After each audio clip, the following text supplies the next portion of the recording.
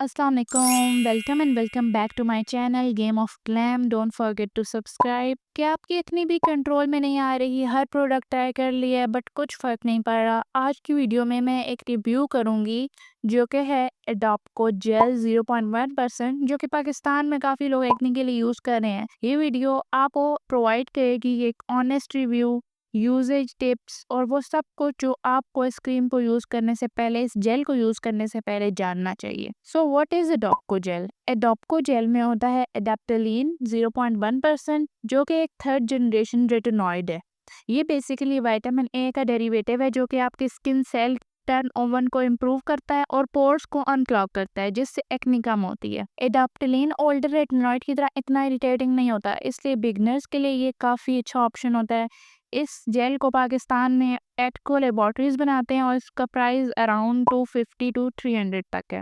لیکن اب بات آتی ہے ہاؤ اٹ ورکس، یہ کیسے کام کرتا ہے. ایڈاپکو جیل آپ کے پورس کو انکلاگ کرتا ہے، انفلیمیشن کو ریڈیوس کرتا ہے اور نئے بریک آؤٹس کو پریونٹ کرتا ہے. لانگ ٹرم یوز سے ایکنی سکارز بھی لائٹ ہوتے ہیں. لیکن ایک چیز یاد رکھنا ہے کہ یہ ایک اوور نائٹ میجک نہیں ہے. جب آپ اسے اسٹارٹ کرتے ہیں تو کچھ لوگوں کو ہوتا ہے پرگنگ فیز. پرگنگ فیز میں یہ ہوتا ہے کہ آپ کی اسکن جو ایکنی ہوتی ہے نا، وہ زیادہ ہو جاتی ہے. وہ کیوں زیادہ ہوتی ہے کہ جو آپ کی اسکن کی لیئر ہوتی ہے اس کے نیچے جو امپیورٹیز ہوتی ہیں وہ اس کو باہر نکالتا ہے. تو جب وہ باہر نکلتی ہیں تو پھر ایکنی ہو جاتی ہے. تاکہ وہ امپیورٹی اسکن کے اندر سے نکل آئے، اس کے بعد یہ بہتر ہونا شروع ہوتا ہے. یہ فیز جو پرگنگ فیز ہے وہ تقریباً 2 سے 4 ویکس تک رہتا ہے. اب بات کرتے ہیں کہ یہ کام کیسے کرتے ہیں، ہاؤ اٹ ورکس. ایڈاپکو جیل رات کو یوز کرنی ہوتی ہے فیس واش کے بعد. جب ڈرائی اسکن ہو جائے تب پی سائزڈ اماؤنٹ لے کر پورے فیس پہ ایونلی لگائیں، بٹ اوائڈ آئیز، لپس اور کارنرز آف نوز. یہاں پر میں آپ کو کچھ ٹپس دے دیتی ہوں. اسٹارٹ میں نا آپ نے 2 سے 3 راتوں میں یوز کرنا ہے، پھر آہستہ آہستہ آپ اس کو ڈیلی یوز کرنے لگ پڑو.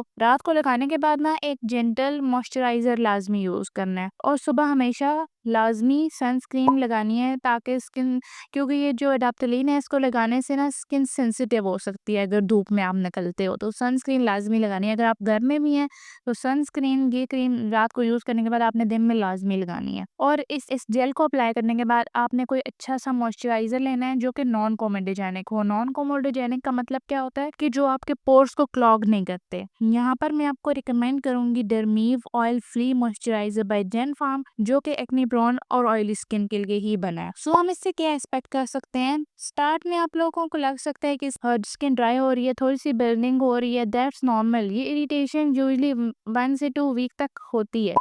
پھر 4 سے 6 ہفتے کے اندر اندر آپ کو ویزیبل ریزلٹس ملنے لگتے ہیں. لیس بریک آؤٹس ہوتے ہیں، اسموتھر ہے، آپ کی اسکن کا ٹیکسچر اسموتھ ہوتا ہے. لیکن فل ریزلٹ آتے ہیں 3 to 6 منتھ یوز میں. تو پیشنٹ از دا کی. اب آپ کو میں بتاتی ہوں جی اس کے پروز اینڈ کونس. پروز میں یہ ہے کہ یہ افورڈیبل ہے، بگنرز کے لیے سیو ہے، آئلی اسکن والوں کے لیے پرفیکٹ ہے، لائٹ اور جیل بیس فارمولا ہے. اس کے بعد آپ آتے ہیں اس کے کونس کے اوپر. اسٹارٹ میں اریٹیشن ہوتی ہے، ڈیلی سنسکرین آپ کو یوز کرنی ہوتی ہے، پریگنینسی میں یوز نہیں کرنا ہوتا آپ کو.